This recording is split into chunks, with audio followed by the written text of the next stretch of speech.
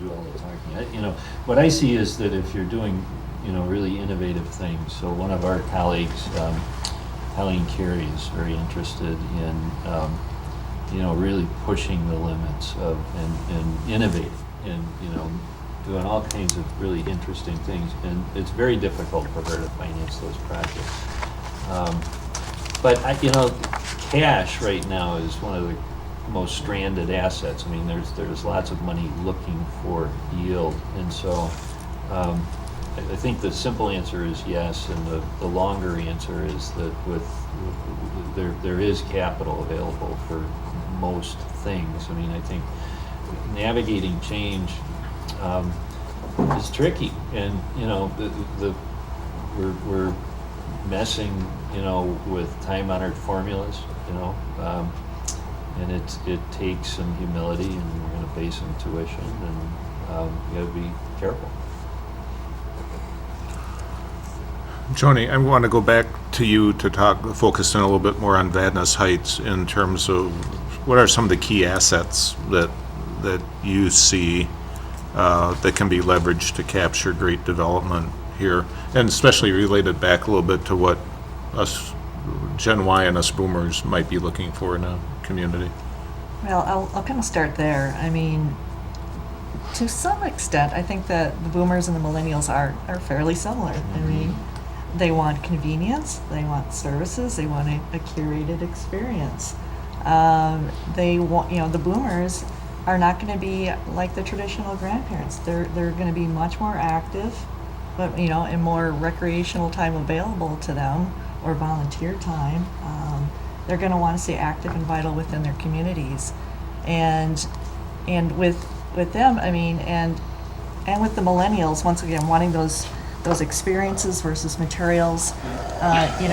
Looking at it from a recreation standpoint, I mean, the most highly sought after amenity people want are trails, and to be able to get out and to live happy, active lifestyles, and to be able to live that healthy life. So boomers are going to want that to maintain their, the millennials are saying they're kind of cash strapped, and so they're going for car sharing. They're doing the shared economy. They're wanting to bike, instead of and try to get rid of a car out of their household. And so once again, where I'm going with this is you have this incredible resource of this beautiful regional park in your community and all of these beautiful wetlands. And what you need to do is get people access to them. And that via trails, via sidewalks. I kind of looked at the county's bike and the pedestrian plan and the trails plan, and trails would benefit tremendously to help people be able to get to these places, to live active lives, to be able to age in place, so that they can be able to move around. I mean, the one thing I was looking at also was what kind of transit service is available out here. And as those people are aging, how are they going to be able to move once they're no longer able to drive? And maybe this is really, I'm going to my personal life. I just moved my mother into an assisted living this weekend, so this is really on my head right now. But, so how do you get around? And, how do you get yourself to those places that people want to be, the recreational amenities, those commercial places?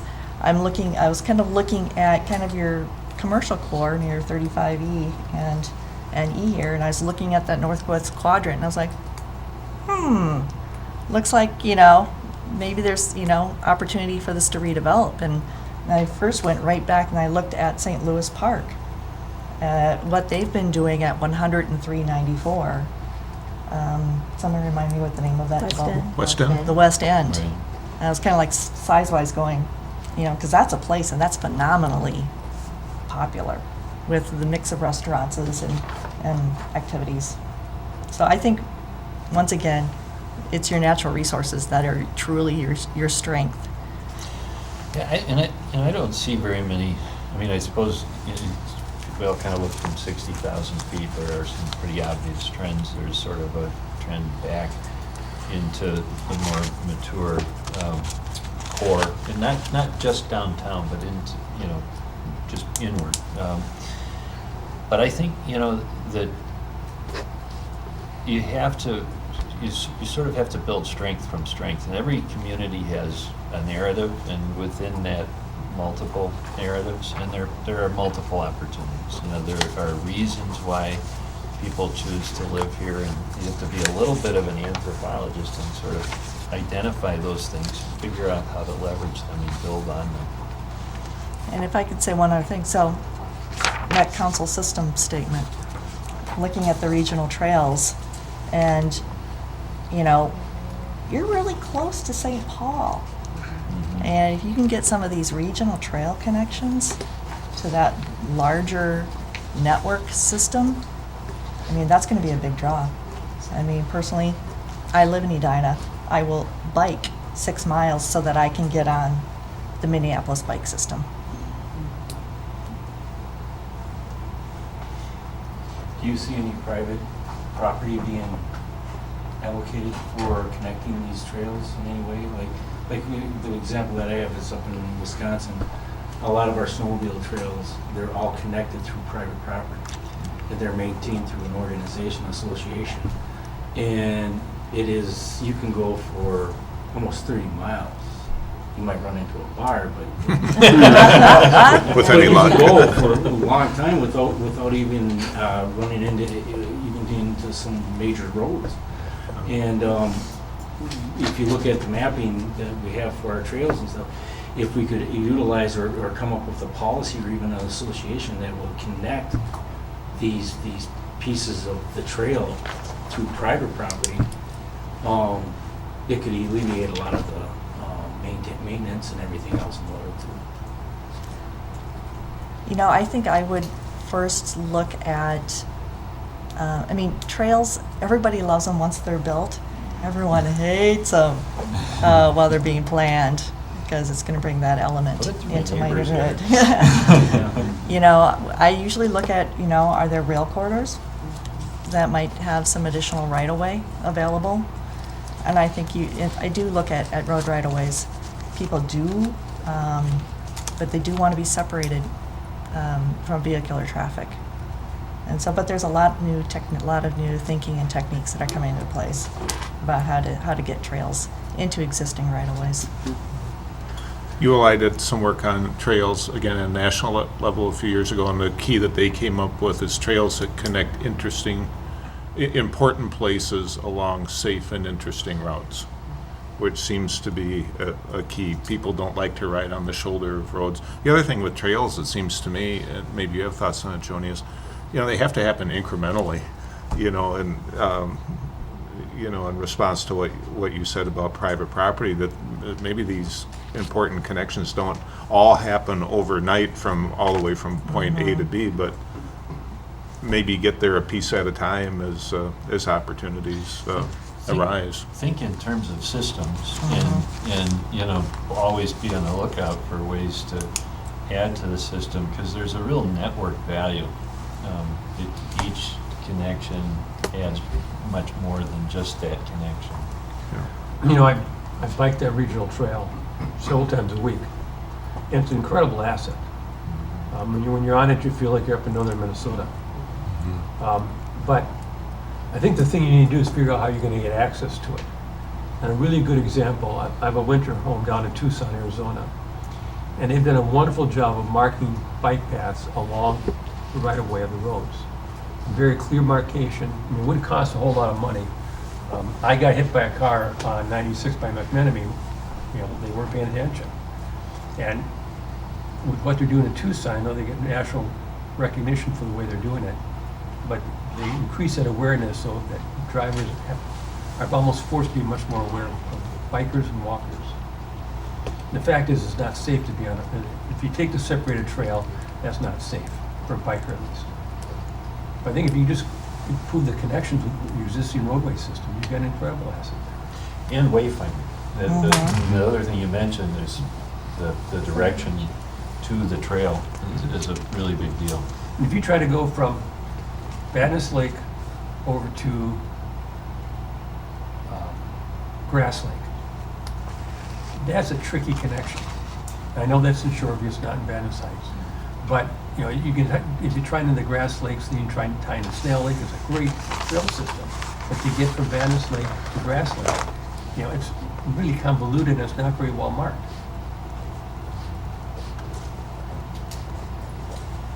But, you know, clearly, trails are the number one amenity in residential communities.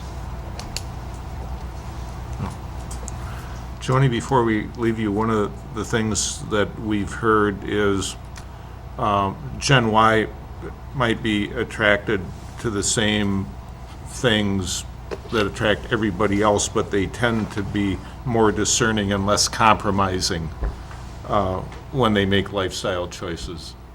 Do you see that? David, do you see that from a housing standpoint? I throw that out to both of you. Are they more demanding? My kids sure are, but, you know, are they more demanding? When you see granite countertops in a, No, I mean, an apartment for college students.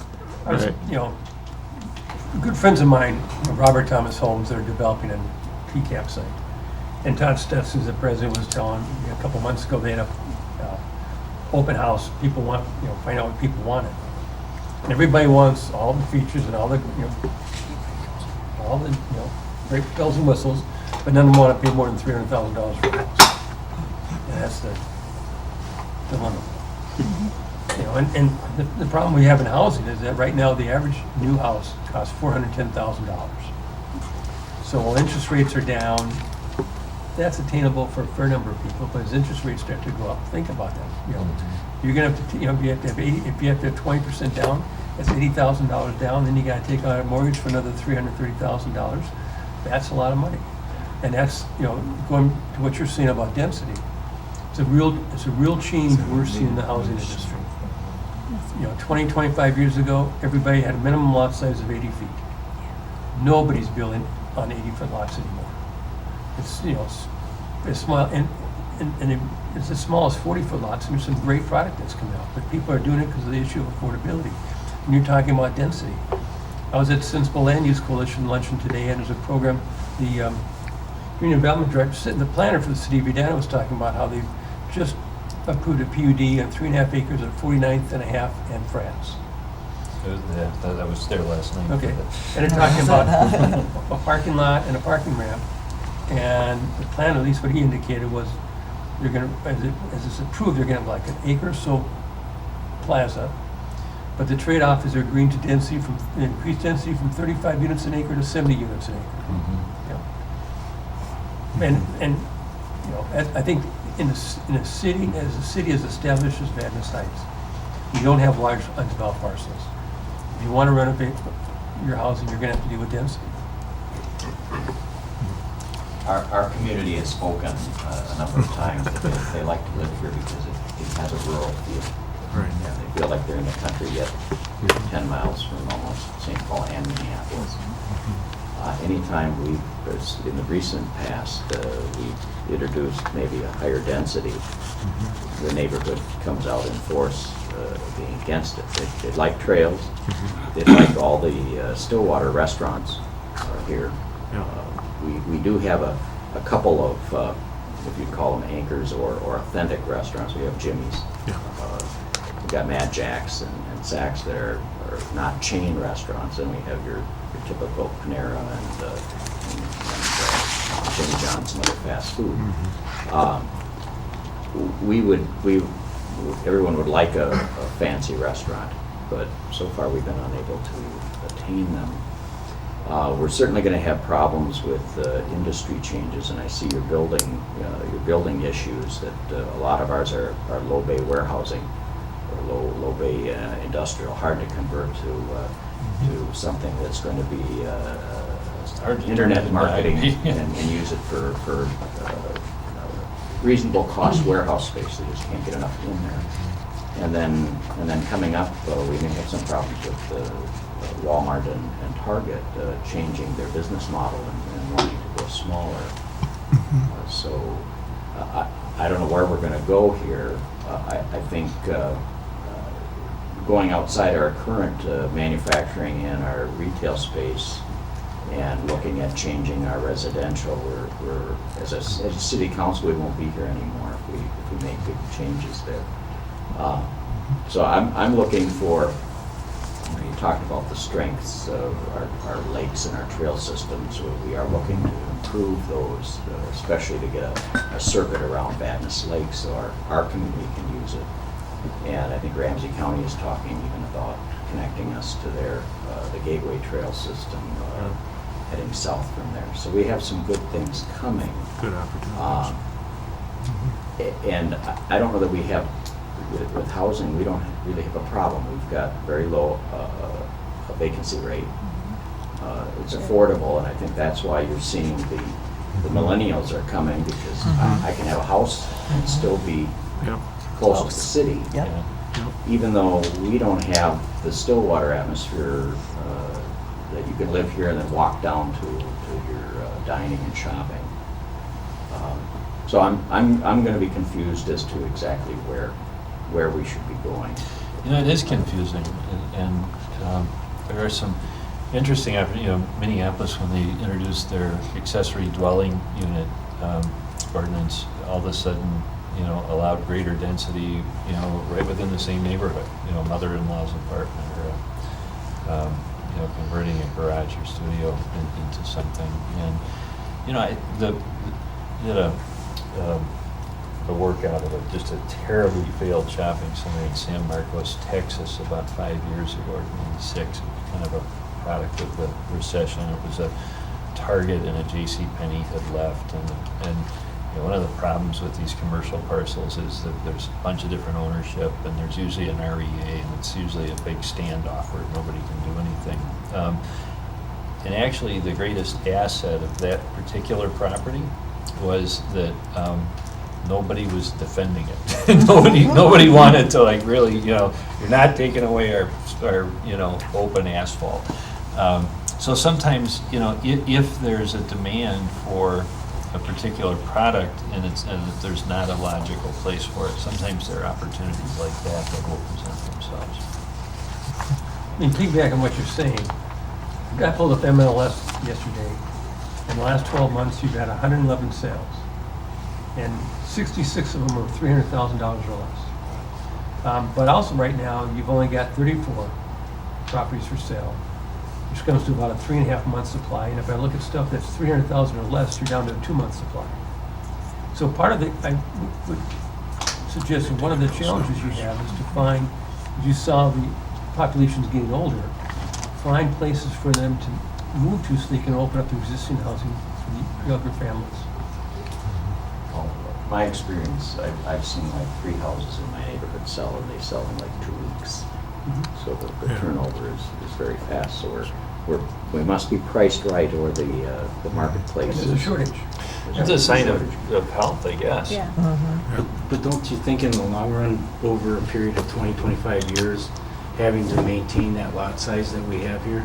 Because if you look at through Hugo and you look through everybody else, their density is really intense. And wouldn't you didn't think within 25 years that when somebody would look at a map of the region and they'll say, well, where do you want to live? Wouldn't you think that 1 acre, 1.5 acre, or 2.5 acre is going to be an asset because you're still 10 miles away from St. Paul, Minneapolis, and people, they're not really, they might want the lake view, but wouldn't you think that would be a huge asset? That somebody will say, well, geez, you can get 1.5 acres in Vadnais Heights. I'm going to go and tear that house down and build up a nice house because I have nice acreage there. We'll tear it down and divide it into 3 lots. Yeah, well, that's the fear that a lot of the citizens of Vadnais Heights have, is they don't want them broken up. They want to keep and maintain that, and we've heard that several times. You'll have some buyers that'll be attracted to that. You have other buyers who say, I don't want to maintain 2.5 acres. I'm not interested. I mean, what I think, to me, the real key is you've got to determine what your vision is, and then you got to stick to it. And I look at Fridley. You look at the Medtronics headquarters. I was involved when HRA acquired that site. Grand plans.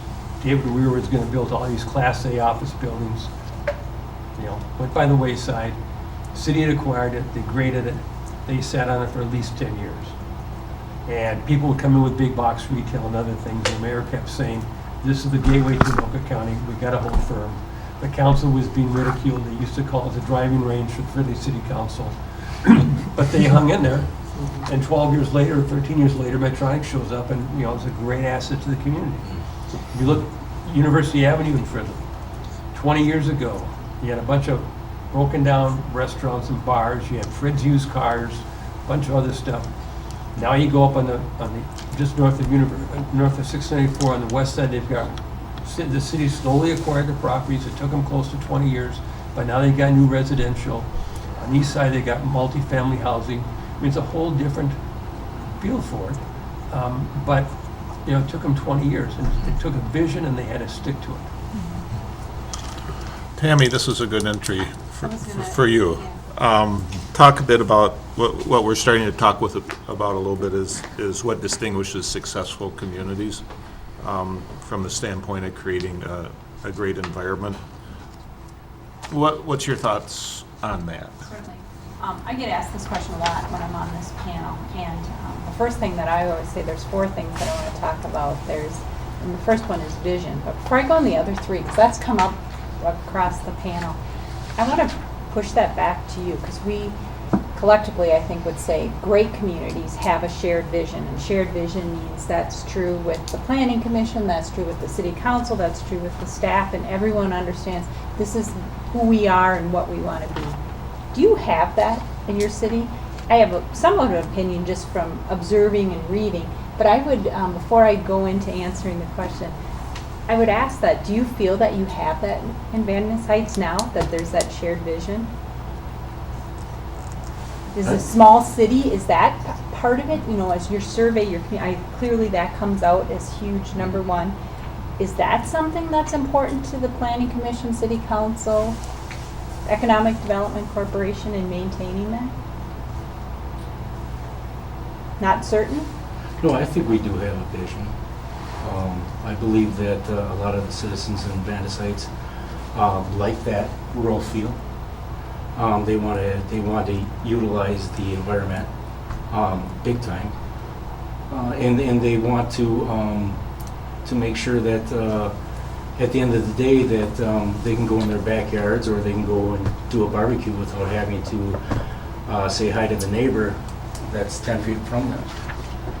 Because a lot of the buildings that I've seen coming around in different areas, I mean, they're smack right to each other. And I believe that a lot of people and citizens of Van Ness Heights have taken a stand and said, we know urban sprawl is great, you can build, but we're already established. And we want to maintain what we have here as a recipe for family life and multi-family living. I mean, they want the multi-family living to be in one section. They want to have our rural area type landscape in one section, and they don't want to mix that. They don't want to walk down their street and then find a multi-residential high-rise in there. They want it to be clean. And that's what I've seen. I've lived here for 14 years. My wife's lived here for 20. And that's one of the things that attracted us to this place is the fact that I can walk in my backyard and I mean, just today I walked back there and there was 3 chicks and a turkey back there. And there's a person cutting the tree down that's 40 foot tall. You can't do that in Hugo when they get this density up there. You can't do that in some of these suburban areas where they're going behind a house and they're putting a cul-de-sac in and they're building these big houses, which is great for financially for the city. It's great, but ultimately you're going to run out of those areas. And sooner, what I see it as a vision, in my own vision, and hopefully other people see it too, and what I've heard is that in 25 years, people are going to come back to Van Ness Heights because they're going to have 1.5 acres sitting there and they're going to go, I can do something with this. I don't have to go and destroy 3 houses to build up a beautiful place.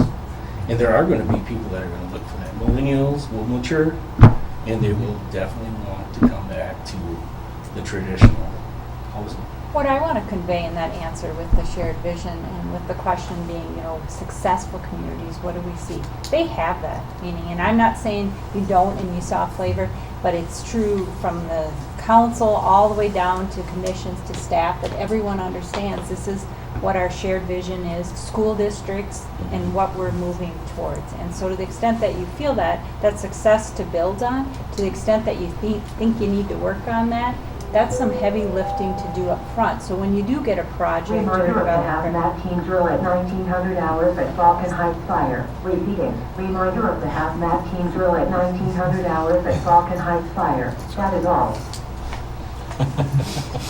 my mind shifted to that. And that the importance of that when a project then does come knocking, that staff's very clear onto what that is. Which leads me to my next point. I said I had 4. Is openness. So once you have in a community, a successful community has that shared vision, how you get there may not be exactly how you think. And that willingness of a successful community to be open to different ideas to achieving that vision. And that, as I think about that and other communities, for example, and I won't name cities, there's some communities who have ratios that they try to achieve on single family versus rental, for example. And that may work, but that openness to think about what's our vision? What are we really trying to accomplish with that? And that as the market changes, that may cause that city to look at that differently. You may have other examples of that, but being open on how you carry out or achieve that vision. The other one is a well-defined process.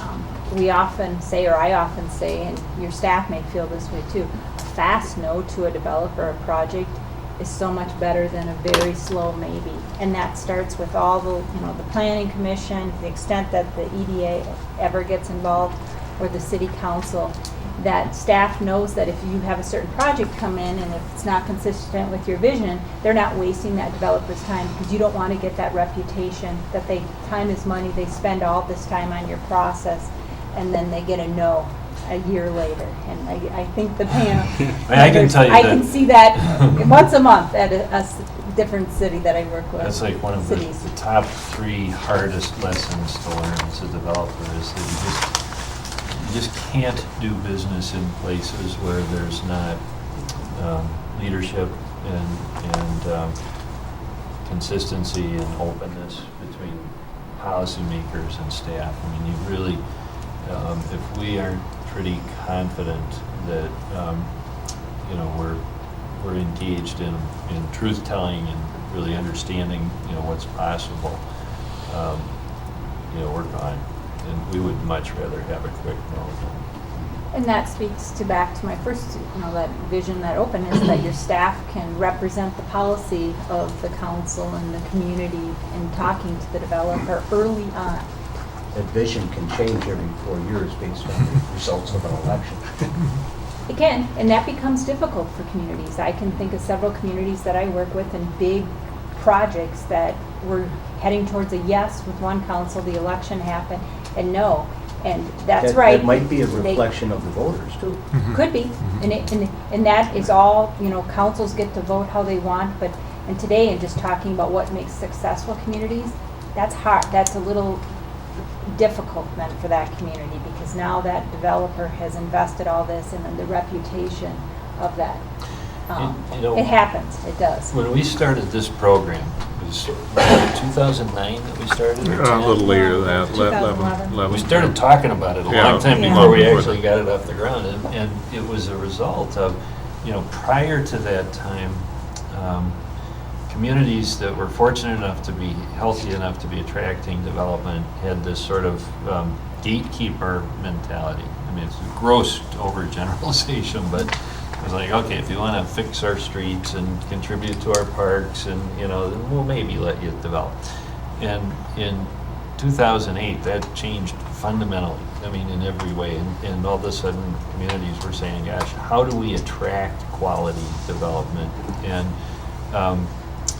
that was really the genesis of this whole program. And I think that, it's been very fun for me. I don't know how many of these I've done, a lot of them, but it's been really fun to be able to sit with policymakers when nobody's defending anything. And nobody's here to criticize anybody, and just to say, well, what if, what is it that we really value, and how do we, and I think, I commend you for that, because I think that's where this all starts, is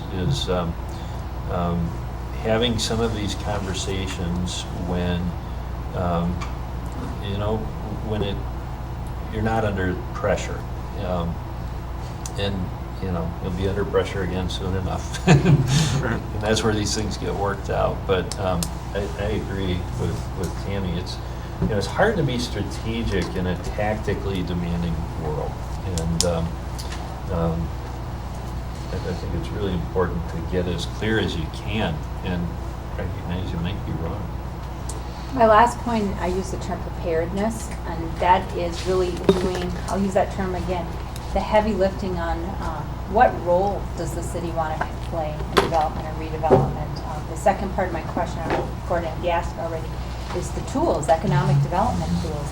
Having those conversations in advance, is the tools, tax increment financing, abatement, is staff able to put those on the table, or is that, for some communities, that's a flat out no? And that's helpful. Staff can have that conversation up front with developers.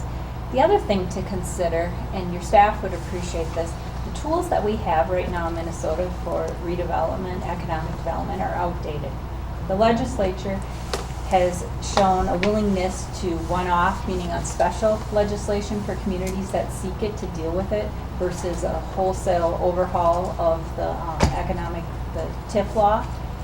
Therefore, you got to be thinking about that in advance, because if you got to go get some special legislation or something, you need time to get that done versus when you have a project in the door.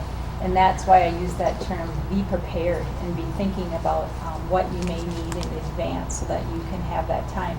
That also, my last comment too, is once then you are on the economic development tools, if you have a vision and you have that openness and your staff is able to represent you and negotiate those agreements in advance, it is a much better process and a win-win process then for the developer and for the city. While sometimes it can work when a council's negotiating development assistance contracts at the dais, my experience is most often that does not work. And that's where it's not as successful as a community as far as having their staff and the council, planning commission all aligned on what your vision is. So those are some thoughts that I have for you, is what I see in working with cities across the metro, where there's success and where cities struggle a little bit more, and when they're not doing some of that upfront work. David? And just to emphasize the last point you made, we've done a lot of award-winning residential communities, and I'm sure it's true in Venice Heights as well, where you do infield rehab. They're complex, and my advice to the council and planning commission is trust your staff. The negotiations have to occur at the staff level. There's a lot of give and take. We can't do it in front of the city council meeting because it just is not, it doesn't work when you get to that point. You gotta trust you gotta give the parameters to your staff, you gotta give them the vision, and then you gotta trust them to try to do the best deal possible. Because if they don't, you got a huge problem. I mean, Mark and I used to work together in Woodbury, and Woodbury gives a lot of places a lot of trust in their staff, and we've had some real knockdown, drag-out fights. But by the end of the day, we get something that works for everybody, and then we can take it to the council. And some councils just want to get in there and start micromanaging, and my experience is that's a disaster. We're not saying that council should turn that over to staff, but do the policy discussion and the direction up front, and then let your staff carry that out, your vision. When I went on the Philly School Board, the first meeting, the superintendent sat me down and said, look, you're a policymaker. I run the operation. And it really was good advice. Heidi? I'm curious. So when we talk about, when it was interesting for me to listen to you talk about Fridley with the whole Medtronic campus, how did those people keep their spots on the council for those 12 years? Because, we see here in our own community when an unpopular decision or something, hindsight's 20/20, something doesn't work out, people aren't necessarily reelected. Now, I'm not in any way, shape, or form saying that we should make decisions based on, well, I want to get reelected. But how do you keep that vision moving? How do you engage your community? I agree that this is a community where people love the rural feel, but there's also a reality of if we're not generating enough tax base and economic development to keep businesses here and to keep residents here, we're not going to be able to do some of the things that people want as an amenity to living in Venice Heights, like trails, like public safety, like good sewer, like good streets. We struggle with that. I think Venice Heights, I've lived here since I was a little girl. I've seen it change through the years, and I think we're really at a crossroads, and I think that the data that you guys had presented reflects that with the people that are aging here, and we are in a unique position where the aging community, even with senior living homes, we're not well connected to transit. You're looking at the new rush line with the busing coming in, but that barely nicks the corner of Venice Heights. So how do we get our aging folks to that as a transit hub? We don't have good bus lines here. We're unique in that regard. So how do we keep those people aging in our community and yet have these amenities? Like you say, the millennials, they want granite, they want stainless, but they don't want to pay that much money for it. Well, in Venice Heights, we want great trails, we want safe streets, we want good sewers. How do we pay for it if we don't continue to invest in our community and make sure that businesses are thriving here and we're collecting the revenue that we need to have those things? So how do you sell your community who's really married to this idea of we love it here because it's rural feeling and all these things? How do you engage the community to understand that to have what we have takes revenue? Are you going through some of that right now with your comprehensive plan Yes. update? But we had an opportunity, a development opportunity at the Garso site, and I don't know that as a whole the council was really a big fan. It went by the wayside. It was just like you were saying, it probably would have been better if we would have said, and I wasn't here then, if we would have said no right away, rather than these developers, they put a lot of time into it, and then the community came out and said, we don't want this. And we understood. It was unique because I don't know that development necessarily fit that neighborhood, but that doesn't matter. How do you get the residents to understand we need to redevelop some of these areas, and some of these things are going to have to change if we're going to keep all the wonderful amenities and continue to build on the amenities that we have? I would say that, the reason that we all do this is because our world is constantly changing, and it's so much fun, to be able to be with a city council or planning commission when we're not defending something or promoting something, and to learn together. And so I think that, what we have really tried to do at the Urban Land Institute is to create a new kind of civic space where people can ask these questions. And I think the power of a beautiful question is that it can lead to a rich conversation about, what is it in this community that people really value? And trying to this is a great first step, but you need to take a lot more of these steps. And you really need to draw people out. You need to sort of uncover the dissonance between, the growing need for a different kind of mobility and whatever it is that's going to keep that from happening. And there's not too much of our public life has become too polarized, and that's really what leadership is all about in policy making at the community level. It's figuring out how to stimulate the conversation, how to ask the questions that you might not even be thinking about. But it starts with, you see a little bit of dissonance, and then okay, what does that mean, and what is possible? So how did a community like Fridley keep that vision moving forward over that long time of sitting on that vacant? I think it's because they're doing other things positively at the same Okay. time. So while they've got the Medtronic site sitting vacant, they're redeveloping the quadrant of Mississippi and University Avenue. And so people are seeing other positives going on at the same time. And Fridley still, they took the Columbia Ice Arena now, and now they're going to create multifamily housing there and some detached villas for seniors. And so they're constantly doing that sort of thing that allows the housing stock to churn. You're right. I guess I think if the vision reflects the city, what citizens want, there's less likely to be council turnover. But at the same time, and we've all talked about it, you go to public hearings, people don't like change. And you're gonna get people opposed to it. And as leaders of the city, you've got to be able to say, this makes sense. I mean, I was in Cottage Grove 3 weeks ago with a great project. We had 100 neighbors up in arms against it. You know, and the council, you know, saw through that. They saw what the issues were. They saw what we're doing, and they said, yeah, this makes sense. There's you know, one of the cold, hard realities of this business of governing, and this business of bringing forward projects is that, you know, for the most part, the people who show up are pissed about something. People who are happy are home barbecuing with their families. And so it's, you know, one of the things that Tammy and I've talked about before, I mean, you know, one of the keys in a successful community is that there are leaders who are encouraging and enabling a different kind of discussion, because it doesn't happen on its own. You know, it's people sit home until there's something that's really bugging them, and then they, you know, come in and fill these spaces. And I mean, I would say that, you know, as I start to work on projects now, one of our discussions now is, what is our social media campaign? We don't expect people to come to open houses because people are busy. So we're always thinking about, how do we get out there and engage people? What community festivals are there? How are we getting out to where people are so that we can hear their voices? And we're also thinking about, how do we use social media to communicate? And on top of that, how do we make that communication really easy? Infographics. How do you communicate that this is how much revenue the city needs to bring in order to keep our roads and our utilities fresh? So we need that revenue where? Where's that revenue coming from? It's coming from our business community.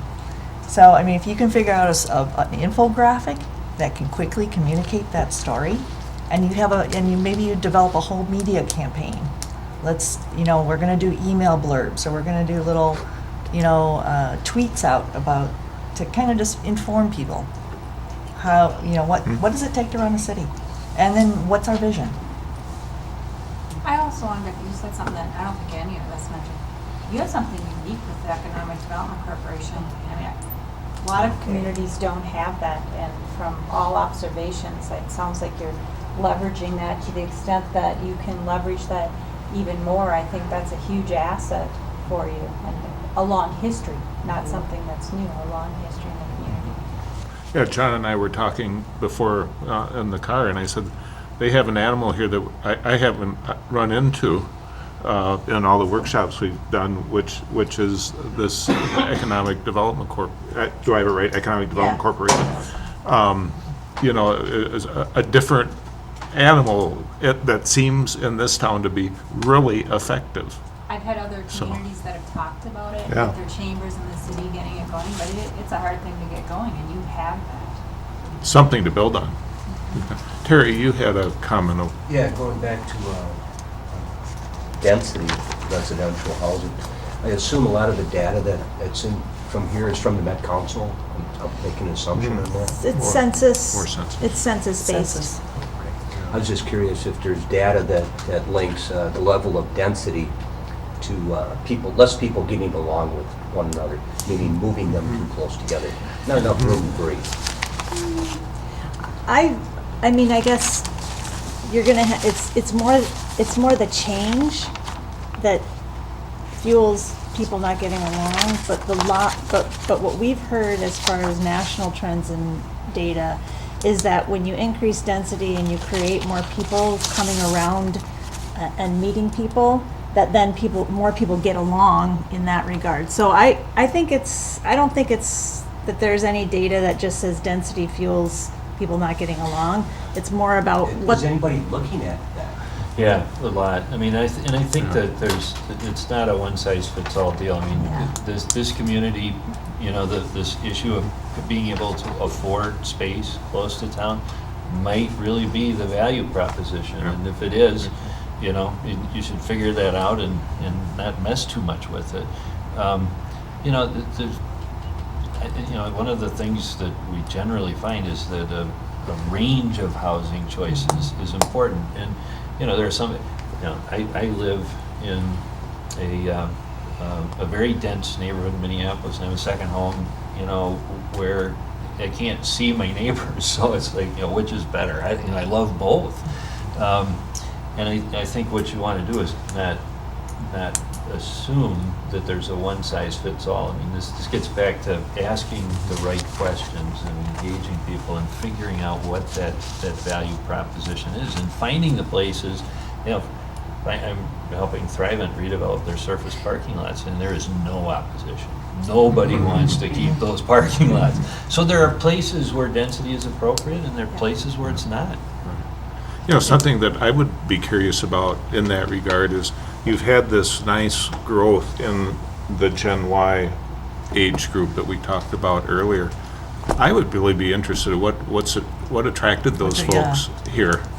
And build on that, 'cause, I mean, those are the people that you're going to be dealing with in terms of the future of the community, and really look at that. You know, did you come here because it's a great, affordable environment, large lot environment? Is that what really attracted you here, or is there some other dimension that might be off the radar screen?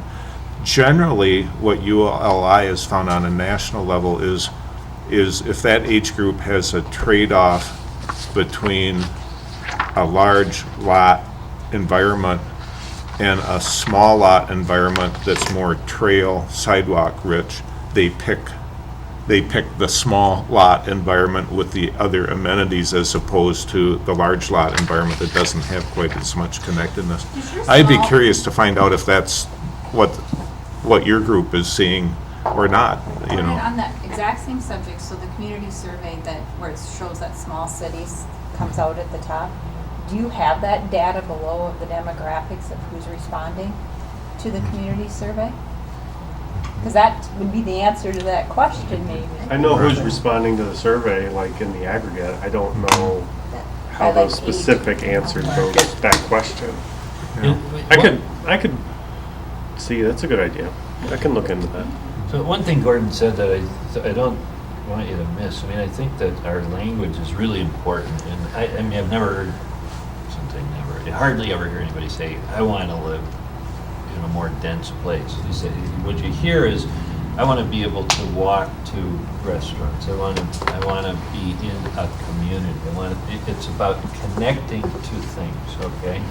And it's not for everywhere, but the key is to be asking the right question and hear what it is that people are really responding to. There are places where, you know, this project that got approved last night, where it was already in a densely developed place, they're going to tear down stuff so that they can build denser stuff. It's not about the density per se, it's about wanting to be in a place where there's a lot of stuff going on. And it's not for everybody, and it's not for every community. On piggybacking on that, I mean, density can be used different ways in our Cottage Grove project. We're gonna have 40% of the site permanent open space. You know, and we're preserving a creek and a trail system. So while the lots are gonna be smaller, and closer together, there's also gonna have that opportunity, 70% of the lots are gonna abut open space. So they're gonna feel much bigger than what they look flat. And, you know, going back to what you're talking about, the process, I wasn't part of it, but my partner was a prominent Wayzata resident when Wayzata's going through the redevelopment of. No, don't bring that up. What do you- I left $700,000 there. Well, imagine what I lost. But his point was, what they really did was involving the community through the approval process. And he was really impressed with how they brought the community along as they worked through that process. Somebody said that we just did a case study. And that's a great case study because I was the second of 3 developers there. And he said, you want to be the first son, the second wife, or the third developer? And, you know, that was a community that was very actively involved. And actually, you know, they really ended up, whether you like the project or don't like it, the community actually got into a process that was pretty valuable and where the community really did come together. Yeah, I think one of the things we're going to be faced with is our location is so so good for both cities. Right. And good freeway access, that our property values are gonna go up. And I'm a property rights guy, both for business and individuals. And we're gonna have a developer come in and offer some people some good price for their land. And today we have codes where we do have a minimum lot size of 85 by 120. And if a developer came in and bought up a whole section of the neighborhood and wanted to put in streets and develop those lots, I couldn't refuse them, or at least I feel I couldn't. The community may not like it, but there'll be the person that's on their large lot, and they're not gonna like it. But there are people who are gonna be willing to sell, and that'll be one of the things we're gonna be faced with here as people recognize that this is a good place to be in relationship to the jobs in the city. Well, and that may be one of the reasons why through the comprehensive planning process, you determine where there might be some appropriate areas in your community to allow that, that make more sense, that might be closer to some connection to retail or commercial areas or roadways versus other areas that you want to maintain for that community vitality of the more rural feel, etc. But determine that well in advance with your community and explain why that is important to kind of keep with your economic competitiveness and to be able to attract the workers that the employers are going to need. I mean, we're in a huge, significant, our region that is one of our biggest issues is going to be the ability to attract talent. We are at such a low unemployment rate that it's going to be very difficult to remain competitive. We have a lot of opportunity, but being able to go through that with your community and explain it to them, I think is going to be really important. And the comprehensive planning process might be a really valuable opportunity to do that. And then to go along with that. Tammy's vision. Yeah. To go along with that then is if we talk about where will we, do redevelopment and where do we want to preserve this rural character? And then you got to support it by your regs, your zoning to make sure that it really happens. I don't have the solution on subdivision wise. At Edina, I think I went through 4 subdivision moratoriums in my career, because just Edina was a little bit farther ahead of the curve than you are in terms of demand for subdivision. But boy, it isn't easy. We crafted some of the most convoluted subdivision ordinances you could imagine to avoid that situation of having to approve 80 by 120 foot lots everywhere in the community. And there's a way to do it. It's not pretty, but there's a way to do it. The other thing, and we're getting close to time, the other thing that we found out in terms of public engagement is millennials want to participate, but they participate in non-traditional ways. And, that you've seen that where you work, but that's certainly something that we hear and see talked about more often, and those cities that can reach out and engage them in non-traditional ways seem to connect a lot more. I would say the city of Hopkins does that especially well. They have done some incredibly innovative ways of engaging their community, whether it's mobile buses going around and talking to people or through some sort of social media type campaign, but they have all these different innovative ways of engaging their community. One of the biggest tools that we pretty much all have one with us is the cell phone. I mean, Yep. I've seen that when I'm in retail and retail management, and on a Friday night, nobody has plans until about 8 o'clock. And then all of a sudden, everybody starts texting. I go, what are you doing? Oh, we're trying to figure out plans. And by the end of the time we leave at 10 o'clock, 30% of all the millennials in there know exactly what they're going to be doing. Drives me crazy with my kids. They never They know come back. exactly what they're going to be doing for the next 4 or 5 hours. Yeah. Right. And the thing is that if we can harness that in a city Yep. to where we can get them excited about, not saying that they're going to come to a city council meeting, but the thing is that they can put in, because all they're going to do is text their ideas. Oh, Exactly. well, I'll just answer that, text them. Yeah. Because that's what they're doing to find out how they're going to spend that evening. Yeah. Is they're just sending ideas across there and somebody comes, oh, that's a good idea, let's do that. Yeah. And But don't that's- ask me to come to a council Yeah, meeting. yeah. Exactly. I was just gonna say, one thing we can't underestimate is the creativity of the business community. You talked about transportation and some of the lack thereof, and I think the business community sometimes can stick their neck out there and try new things when, my council isn't here doing it for them. So for example, like we have a clinic, a Lina, and a dental clinic, and they're working on, a shared bus to our senior facilities where you have dedicated appointments, and it's just a relationship between those senior facilities. And, so I think the business community can kind of lead the way on some of these things that maybe, the city maybe doesn't have the resources or maybe doesn't have the support to go out and put their neck out there on. But I mean, there's people really engaged in wanting to try new things in the business community if they see a need, So I think that's something we should take advantage of, I think, in our community, because they're really wanting to get together and do that, so. We're almost to the wishing hour. What I would like to do with the panel, and I hope I'm not putting you on the spot, in light of the discussion and your thoughts before, give a sentence or two of what's the most important takeaway that you want to leave the leaders of Vadnais Heights with. Tammy, do you want to give that I'll a start. try? Mine's probably an obvious one, and I saw it, is that discussion on the shared vision. Although I heard some things saying we have a vision, is it really shared across in common? And if in fact it is this small city feel, then how do you support that vision and the issue with tax base and all of that? So that's what I would leave you with, is that comment. Thank you. Thank you. David? And I agree with Tammy, and the attitude is that you want to, not only do you want to have that vision, but you got to stick to it. It's going to be a challenge, and trust your staff. Give them the tools to do the job. I was going to say that, but I'm not going to now. I think I would really encourage you to be leaders and to really make sure that the quality of conversation here in your community is not the same as it is everywhere else in our public life.